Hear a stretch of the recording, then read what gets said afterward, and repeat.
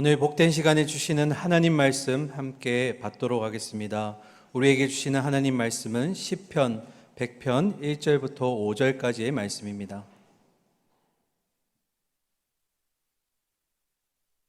구약 성경 874면에 있습니다. 시편 100편 1절부터 5절까지 감사함으로라는 제목으로 담임 목사님 말씀 전해 주시겠습니다. 교독하도록 하겠습니다. 1절입니다. 온 땅이여 여호와께 즐거운 찬송을 부를지어다. 기쁨으로 여호와를 섬기며 노래하면서 그의 앞에 나아갈지어다. 여호와가 우리 하나님이신 줄 너희는 알지어다. 그는 우리를 지으시니요 우리는 그의 것이니 그의 백성이요 그의 기르시는 양이로다. 감사함으로 그의 문에 들어가며 찬송함으로 그의 궁정에 들어가서 그에게 감사하며 그의 이름을 송축할 5절입니다. 여호와는 선하시니 그의 인자하심이 영원하고 그의 성실하심이 대대에 이르리로다. 아멘.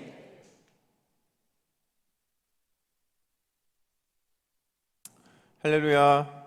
우리 이렇게 서로 축복하며 인사하겠습니다. 재건축합시다. 재건축합시다. 재건축합시다. 여러분, 재건축합시다라는 이 의미를 아니까 좀 달라지죠. 그죠? 제가 무슨 제자예요? 재미있고 즐거운 동부교회 만듭시다. 건은요? 건강하고 성숙한 동부교회 만듭시다. 축은요? 축복하고 서로 사랑하는 동부교회 만듭시다. 안 해보니까 또 자꾸 잊어버리는 거예요. 제가 여러분 앞에 초성을 댈 테니까 여러분들이 그 초성에 맞춰서 세 가지를 하는 겁니다. 화면에 띄워주시고 제가 합니다.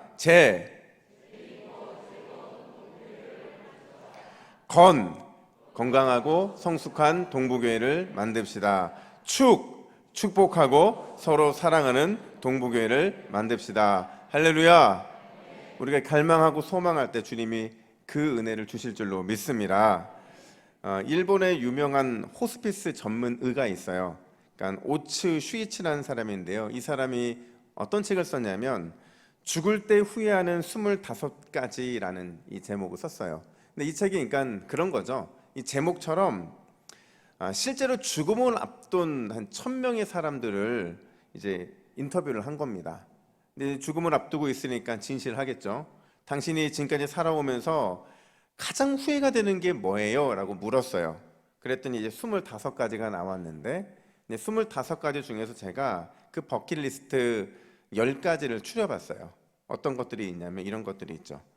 진짜 하고 싶었던 일을 했더라면, 삶과 죽음의 의미를 진지하게 고민했더라면, 꿈을 꾸고 그 꿈을 이루려고 노력했더라면, 감정에 휘둘리지 않았더라면, 내 장래를 생각했더라면, 사랑하는 사람에게 고맙다는 말을 많이 했더라면, 죽도록 일만 하지 않았더라면, 가고 싶은 곳으로 마음껏 여행을 떠났더라면, 건강을 소중히 여겼더라면, 하나님의 존재를 알았더라면. 여러분 어떠세요?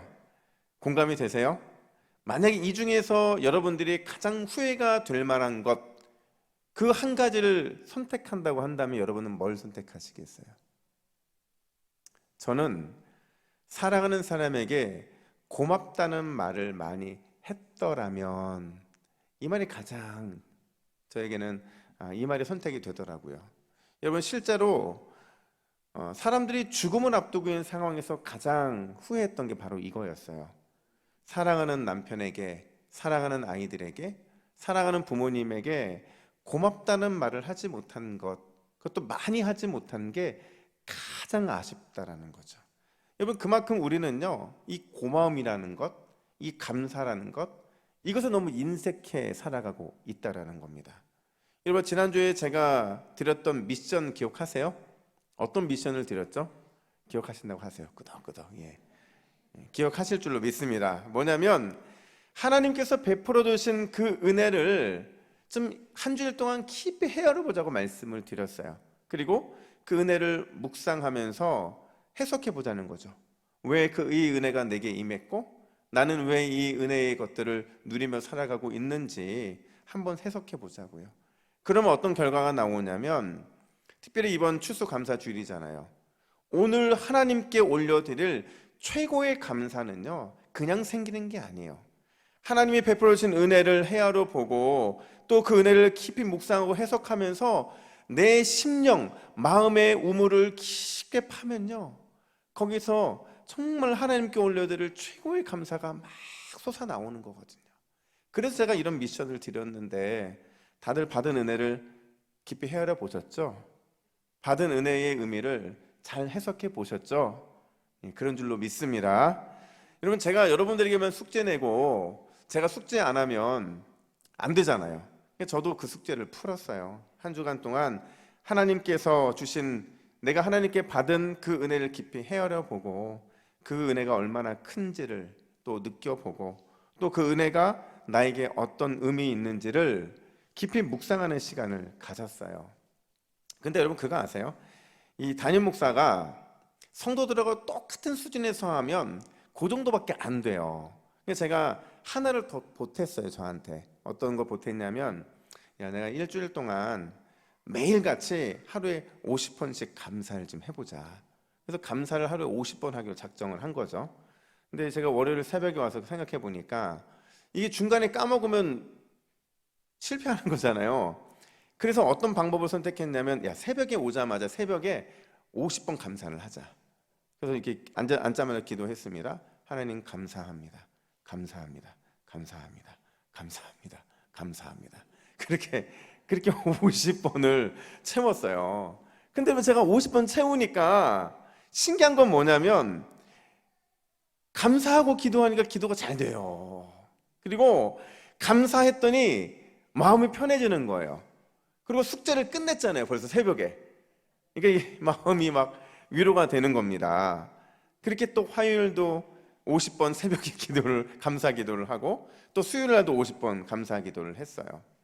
그러고 나서 이제 수요 예배를 드리고 이제 기도를 하는데, 기도하는 제 마음에 이런 마음의 소리가 들리는 거예요. 저는 이게 하나님 주신 마음 같은데, 어떤 마음이었냐면, 그래서 도대체 넌 뭐가 감사한데? 그래서 넌 도대체 뭐가 감사한데? 이 질문을 받으니까 또 당황스러운 거예요. 너무 당황스러운 거예요. 아니, 감사해서 감사하다고 고백한 것 뿐인데 뭐가 감사하냐고 물어보는 건 또 되게 당황스러운 질문이잖아요. 그럼 제가 그 감사의 제목을 찾다가 오늘 본문을 만나게 된 겁니다. 여러분, 오늘 본문을 보면 오늘 본문에 이런 표현이 등장을 해요. 2절에 보니까 그의 앞에 나아갈지어다. 또 4절에 보니까 그 문에 들어가며 그의 궁정에 들어가서. 지금 이 두 구절 속에 등장하는 나아갈지어다, 들어가며, 들어가서라는 이 동사들, 여러분, 이 동사들이 그냥 쓰인 게 아닙니다. 의미가 있어 쓰인 거예요. 어떤 의미를 주기 위해서 이 동사들이 쓰였냐면, 움직임, 역동적인 움직임을 보여주기 위해서 이 동사들이 쓰인 거죠. 어떤 움직임이요? 하나님의 임재, 하나님의 영광을 상징하는 그 지성소까지 나아가는 그 예배자들의 움직임, 그 예배자의 움직임을 보여주기 위해서 나아갈지어다, 들어가며, 들어가서라는 이런 동사들이 쓰이고 있다는 거죠. 사실 여러분, 이 말이 와닿지 않을 거예요. 근데 제가 이렇게 설명을 해볼게요. 한번 상상해 보세요. 여러분, 예루살렘 성전은요, 예루살렘에서 가장 높은 곳에 있었어요. 가장 높은 곳에. 그곳에 도달하기 위해서, 그러니까 예배하기 위해서는 순례객들이 예배하기 위해서 수많은 문들을 통과해야 될 거예요. 가장 먼저는 예루살렘 성문을 통과해야 되고요. 그 성문을 통과한 후에 또 크고 작은 문들을 통과해서 길을 따라 가다 보면 뭐 여러 가지 건물들도 만나게 되고, 또 심지어 솔로몬의 궁정 앞까지 서게 되죠. 그러면 이제 드디어 순례의 이제 막바지에 다다른 겁니다. 수많은 문들을 통과했고, 어떤 길들을 따라 계속 왔고, 그리고 그들이 마지막으로 만난 게 뭐냐면 성전에 올라가기 바로 직전 북쪽 돌계단, 그것과 마주하게 된 거예요.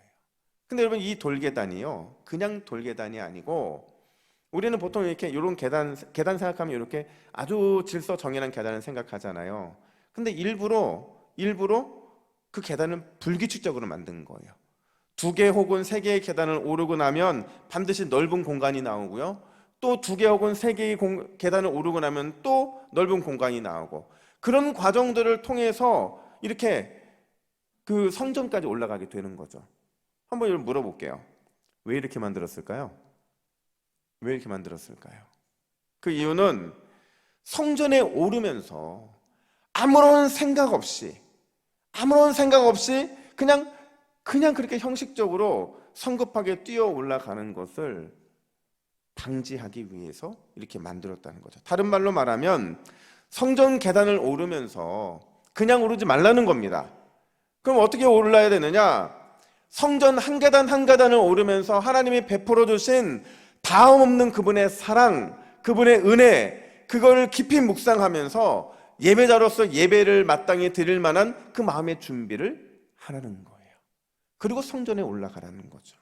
여러분, 예배자로서 준비된 올바른 마음이 뭘까요? 2가지밖에 없어요. 하나는 감사고 하나는 찬양이죠. 여러분, 감사와 찬양은 늘 패키지예요. 같이 가는 거예요. 감사가 있는 곳에 찬양이 있을 수밖에 없고요, 찬양이 있는 곳에 감사가 있을 수밖에 없어요. 그래서 오늘 본문도 감사와 찬양이 같이 등장하고 있는 겁니다. 여러분, 그 관점으로 2절과 4절의 동사들을 다시 한번 보세요. 그의 앞에 나아갈지어다. 그 문에 들어가며 그의 궁정에 들어가서.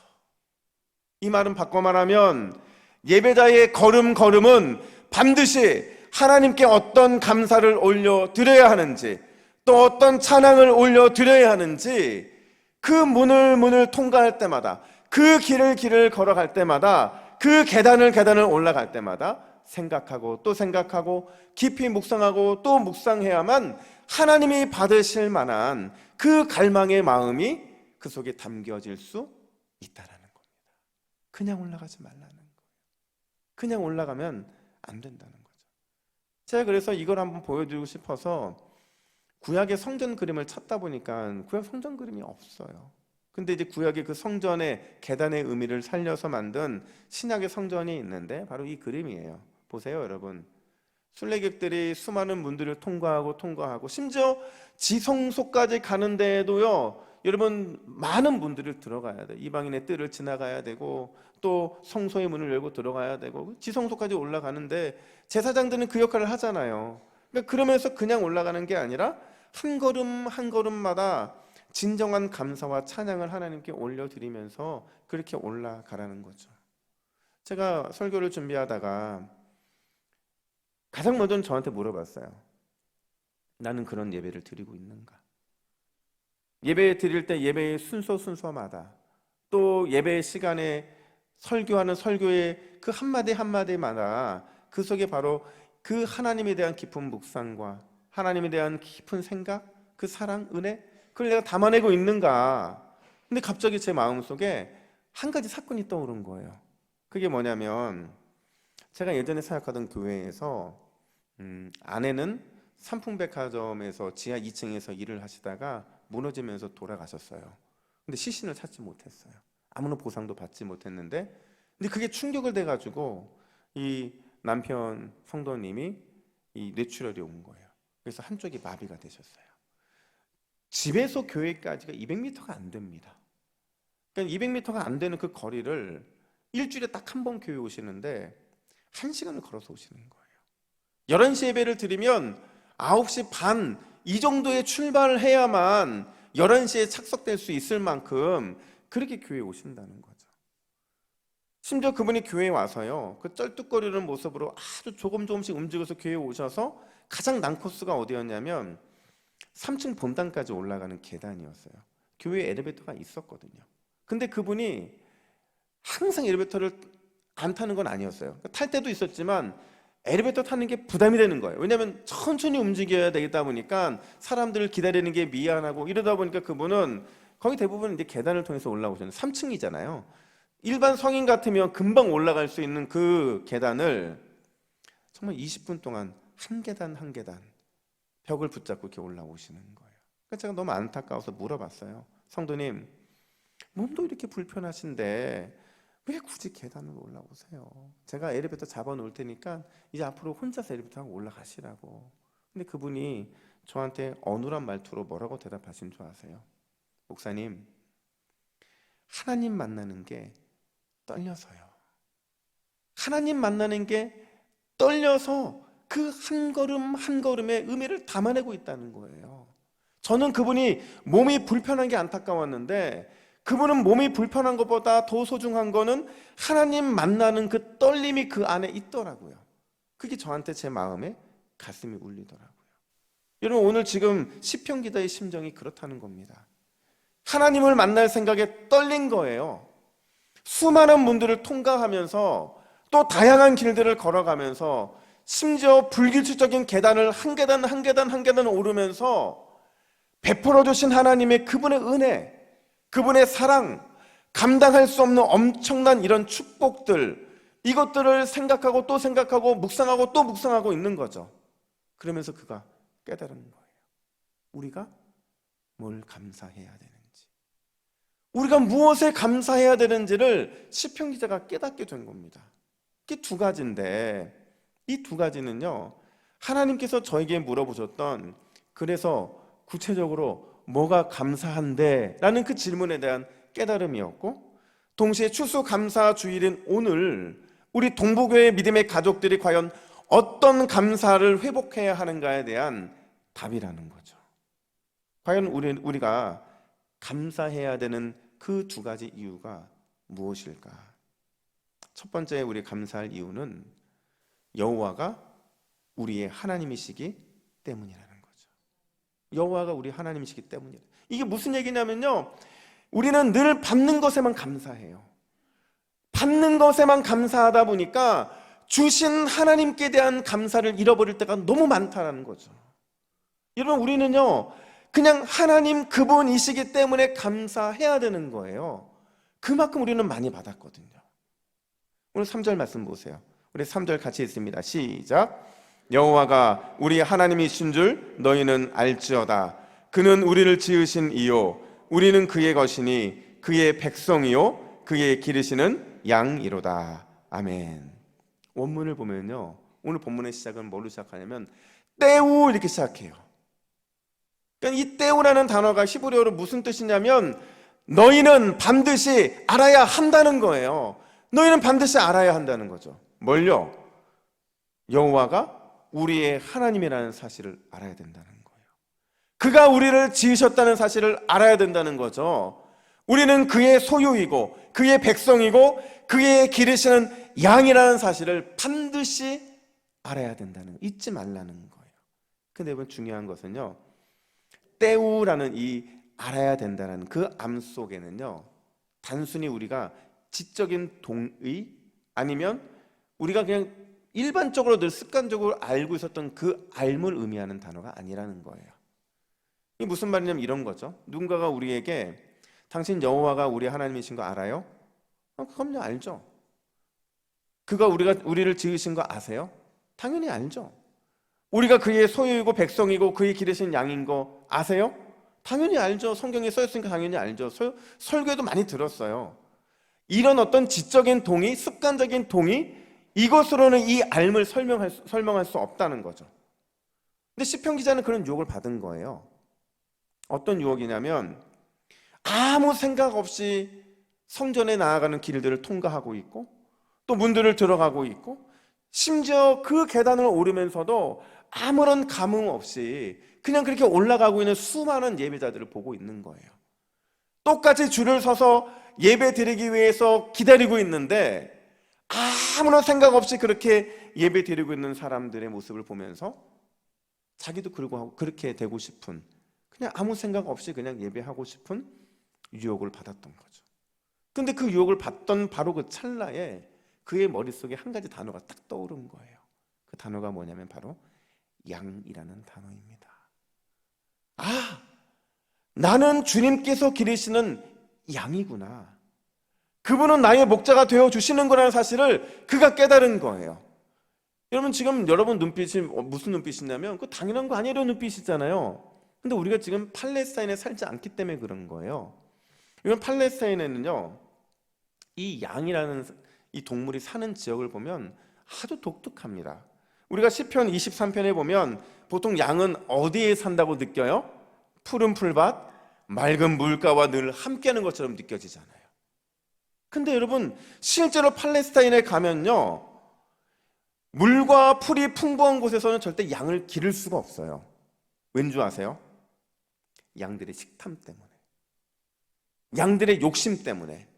이 양이라는 동물이 얼마나 욕심꾸러기인지요, 그들이 지나가는 모든 그 장소들은 다 초토화가 됩니다. 물이란 물은 다 마셔버려서 말라 비틀어지고요, 심지어 식물이란 식물들은 그냥 이파리만 먹으면 되는데 이 양이라는 놈은요, 뿌리채 뽑아 먹어요. 그러니까 그들이 가는 지역은 무조건 초토화가 될 수밖에 없는 거예요. 그러니까 바산골란처럼 이렇게 좋은 목초지에서는 어떤 동물이 길러지냐면 이런 소들이 길러지는 거죠. 그러니까 소와 양이 함께 할 수 없는 거예요. 그 다음에 그 양은 자연스럽게 어디로 밀려나냐면 유대 광야, 아주 이 노란 이 황토빛만 나는 이런 땅, 심지어 이 남방 네게브 지역이 사막이거든요. 그 사막 같은 데로 양을 기르러 가는 거예요. 이게 무슨 말인 줄 아세요? 양이 그런 데 있다는 것은, 그런 데서밖에 기를 수 없다는 거는요, 목자의 역할이 중요하다는 겁니다. 목자가요, 광야와 사막에서 어떻게 해서든지 양을 길러내고 먹여야 된다는 거예요. 그러니까 우리가 시편 23편에서 푸른 풀밭 맑은 물가라는 것은 주님이 우리의 목자가 되어 주시기 때문에 가능한 일이라는 거예요. 그분이 없이는 그런 곳에 갈 수 없다는 거죠. 다시 3절 보세요. 그의 기르시는 양이라는 표현은 어떤 의미냐? 양 같은 우리를 하나님은 끝까지 책임져 주시겠다라는 거예요. 무슨 수를 써서라도 반드시 내 양은 내가 먹이고 입히겠다라는 거죠. 여러분, 하나님이 우리를 끝까지 책임져 주시겠다는 이 약속, 무슨 수를 써서라도 반드시 내 양만큼은 내가 먹이고 입히시겠다는 그분의 그 약속, 이게 얼마나 큽니까? 심지어 그것이 광야든 그곳이 사막이든 그런 거랑 상관없이 그분이 우리를 그렇게 돌봐주시겠다고요. 그래서 여호와가 우리 하나님이신 것이 우리에게는 감사가 될 수 있는 거예요. 제가요, 이번 한 주 동안에 그냥 감사에 대해서 심취하고 싶어가지고 책을 봤어요. 감사에 대한 책을 제가 4권 정도를 봤는데 보통 하루에 1권 정도 봤다고 보면 돼요. 그중에서 이제 평생 감사라고 예전에 한번 읽었던 책이에요. 근데 제가 이 책을 보다 보니까 정광 목사님이 감사에는 3가지 단계가 있다 이렇게 말을 해요. 3가지 감사. 1차원적인 감사가 있고 2차원적인 감사가 있고 3차원적인 감사가 있다는 거죠. 1차원적인 감사가 뭘까요? 만약의 감사라는 거죠. 만약 감사. 만약 우리 형편이 나아지면, 만약 우리 가족들에게 좋은 일이 생기면 이런 단서가 붙는, 조건이 붙는 감사가 바로 만약 감사라는 거죠. 이 감사를 목사님은 기복적인 감사라고 얘기를 합니다. 또 2차원적인 감사가 있어요. 이 감사는 때문에 감사라는 거죠.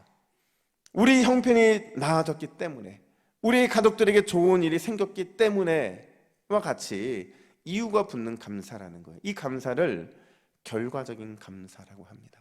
근데 중요한 건 이 2차원적인 감사까지는요, 세상 사람 다 하는 거예요. 세상 사람들도 1차원 감사할 줄 알고요, 2차원 감사할 수 있다는 거죠. 근데 우리도 역시 우리의 수준이 아주 낮아져가지고 요즘에는 1차원적인, 2차원적인 감사에 머무를 때가 너무 많은 거예요. 목사님이 3차원적인 감사를 말하는데 그 감사는 뭐냐면 그럼에도 불구하고 감사라는 거죠. 불행을 당해도 감사하고, 힘들어도 어려워도 감사하고, 일이 잘 안 돼도 감사하고, 내 뜻대로 안 돼도 감사하는 조건이나 이유가 없는 그 감사, 이 무조건적인 감사를 하나님은 자신의 양들에게서 원하신다라는 겁니다. 여러분, 우리는 어떤 차원의 감사 성도가 되어야 하겠습니까? 당연히 3차원적인 감사 성도가 되어야 돼요. 여러분, 우리가요, 보통 누군가 물어보잖아요. 당신은 뭐가 취미예요? 당신은 뭘 제일 잘해요? 당신은 뭐가 가장 당신의 삶에서 가장 좋습니까? 물어보면 저는 노래를 잘해요. 저는 운동을 잘해요. 저는 요리도 잘해요. 이런 거 자랑하잖아요. 근데 저는 이거는 세상 사람들도 다 자랑할 수 있는 거라니까요. 우리는 뭘 잘해야 되냐면 감사. 당신이 제일 잘하는 게 뭐예요? 그러면 저는 감사를 잘합니다. 이 감사를 잘한다는 것은 감사의 달인이 된다는 거예요. 여러분 한번 살아보세요. 감사의 달인이 돼서 살잖아요. 그러면 지금까지 느껴지지 못했던, 깨닫지 못했던, 항상 먹이시고 입혀주시는, 그래서 반드시 책임져 주시는 그 하나님의 일하심을 보게 될 줄로 믿습니다. 우리가 그 3차원적인 감사를 하지 않기 때문에 하나님이 움직이시는 게 안 보이는 거죠.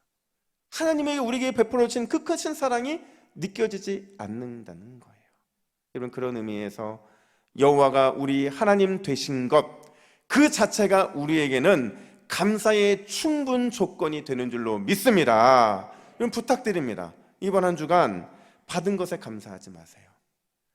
오늘로써 추수감사절이라고 해서 오늘로써 감사가 끝나는 순간 우리는 그 감사의 감격을 잃어버리고 말 거예요. 우리의 감사는 오늘부터 다시 시작입니다.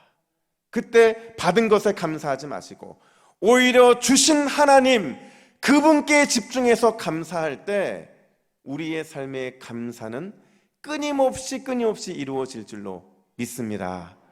뿐만 아니라 오늘 시편 기자가 말하는 두 번째 감사의 이유가 있어요.